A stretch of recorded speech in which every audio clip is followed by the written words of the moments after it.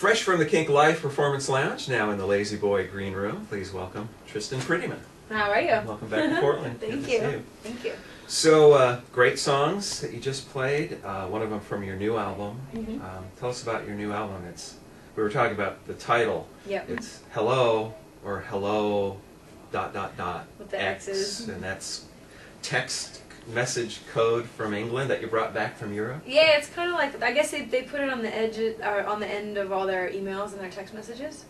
As sort of like a cheers, or you know, 2 X's is kind of like I like you, and 3 is like I really wanna have and so everyone was doing it, and I just became, I don't know, it was just, I was like, oh, that's really cute. So you started doing that just naturally? So now I started doing it, and then now I always put X's at the end of my emails and on my MySpace stuff, so everybody probably thinks I'm like hitting on them. Probably, I don't know. Or they don't know, because I saw that. What's going on? Is that a typo, or because some people read press releases and articles about? Yeah. Some people say her new album Hello, and then other people say her album Hello X. Yeah, and well, also it's sort of, you know, you say hello, and then when you leave, you end it with an X. So it's sort of like hello is the name of the record, and then you have the record, which is the ...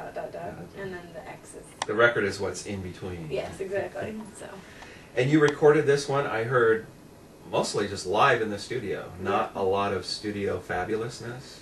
Yeah, you know, before making this record, you know, going into it, I've been listening to, and I still was listening to a lot of music from the 60s and 70s, a lot of Bob Dylan and the band, the Faces, and Buffalo Springfield, and I love the old sound of those, you know, the vintage sound of those records are really warm, and they just have so much just like feeling in them, because I think back then the whole point of recording was, you know, guys got together and jammed out, and they were just like, went hey, in the let's studio and played just like they were playing a gig. Exactly, like let's just record, you know, we can record what we're playing, it'd be awesome.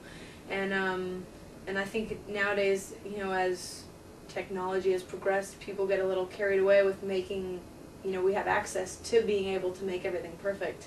I mean, have you ever done that where, like, they lay the vocal track is completely separate from everything else? My first record was They don't like even that. have to meet the guy, you know, that you're going to be playing with. Yeah, sometimes. I mean, we did tracks on the first record where, you know, we were emailing tracks back and forth. Someone in, you know, wherever would, on the East Coast, would lay down a guitar solo and send it the file back, and, you know, that's cool and everything, but I think you know, I toured for about 2 years off the last record, and then kind of coming into the studio, and the guys that played on the record are amazing, and a bunch of them were from James Blunt's band, and we just caught such a nice vibe that it was like I just play the song once, and then they just start playing, and we just hit record, and off we went, and it was great because, you know, I was really warmed up from having been on tour, so my voice was killer, and my guitar playing was, you know, up to par. It was pretty good, so I just felt really great about it. And then, you know, and then the record ends up being more about how it feels and how it makes you feel, and where the song kind of takes you, than it being like a perfect Seems like, little thing. yeah, if you're doing it multi-track and back and forth, that's what you're trying to get it to sound like. Yeah. Is what you would do if you were all playing together. So, yeah. Well, why not? Did you get anything nailed in one take? Yeah, a lot of tracks on the record actually. Like Hello. Well, I went for about a week, a couple months before I actually went to make the record, to meet the producers and see if we got along and that sort of thing. So we did 4 songs in a week. We did Hello, War Out of Peace, You Got Me, and California Girl, and we just demoed those. And then when we went back to make the record, we listened to those and we were like, well, those are pretty much done. So we just left them as they were and put those on the record. And then, you know, Blindfold was done in 1 take, Handshake was done in 1 take, In Bloom was done in 1 take. Just 1 take. You didn't have to go back and yeah, and there's little weird things here and there, like a guitar flub, or in one of the songs, you can hear my cell phone going off. But it was like, oh, the take was so good, I'll just leave it in. Like, but those things I think make it more. They just make it more special, you know, to have that, because you're sort of just capturing the song in that moment that it's being recorded, and there's something nice about that. You don't lose the magic of it, I guess. So the new album comes out 15th.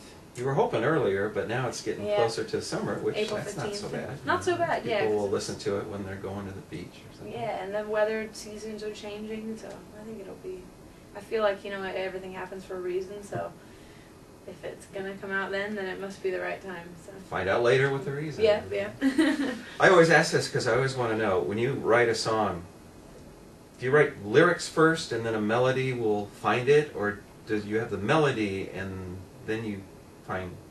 Usually starts with the melody. Usually starts on the guitar, and then the idea for the song usually is, I guess, inspired by the melody. I never really know what is going to happen. Like, the whole songwriting process for me is very touch and go. It just sort of happens. I don't ever think like I'm going to sit down and write a song about this, but you know, everything is, it's usually when I'm feeling strongly about something, or feel like I guess I need to get something out, because music still is very much my outlet, you know.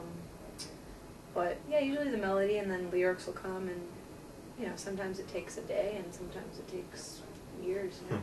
So you don't have like orphan lyrics that you've kind of been in your back pocket for sometimes months, and then you come up with something on guitar and go, that's there now, we got to get these two together. Well, there's some stuff like that on the record. I mean, there was In Bloom was a song that had a completely different melody, and then I wrote a different melody.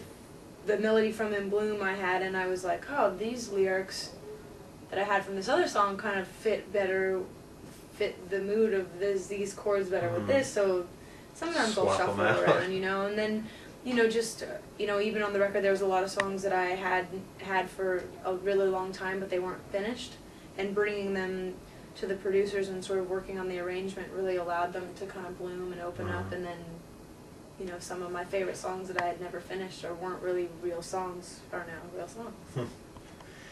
So now you're headlining. You were with G Love and Special Sauce for a while, and now it's you and your guys. You got a lot of touring ahead of you, or you almost done? We're on show 5. Show 5, so you're just like getting 30. going. We have 6.5 weeks is this run. Wow. So. Do you still have that superhuman immunity to jet lag that you described in your blog one time? Oh, that's so fun. Yeah. It just doesn't affect you. You can sleep whenever you want to. Is that what it is? You can just fall asleep whenever you need to, or well, it just doesn't bother you?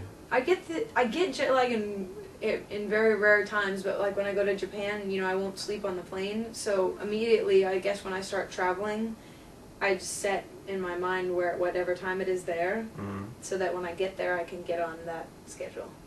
So. Some people won't change their watch, their clock, or their cell phone until they land. It's like superstition. It helps keep the plane in the air. It don't change until you actually. Don't tell me that. Now I'm gonna I'm gonna be thinking about if that's one more thing I need to do on the plane. Do it on your laptop. Well, thanks for joining us. You got a gig tonight at the Doug Fir Lounge, and then you're off to Seattle and any other places? We got, let's see, we have this tour, and then I'm going to Japan to do 6, like a tour in Japan is only 6 dates, you know, because it's like Tokyo, Nagoya, there's only But it covers a lot of ground in 6 days. Yeah. It's all densely packed. And then I'm doing these shows with Barefoot Wine and the Surfrider Foundation. They do events every year to help save different beaches. So we're doing one in San Francisco, one in Austin, at the river, or at their lake, I guess, Austin Town Lake. I don't know what it's called, but it's in Austin. And then, so 4 shows to help clean up. We do like a beach cleanup, and then I play a little song for the volunteers, and anyone's welcome to volunteer, so. Great. You can check it out on your website, your MySpace page. Yeah. Thanks so much, Tristan Prettyman. No worries. Thank you. Appreciate it.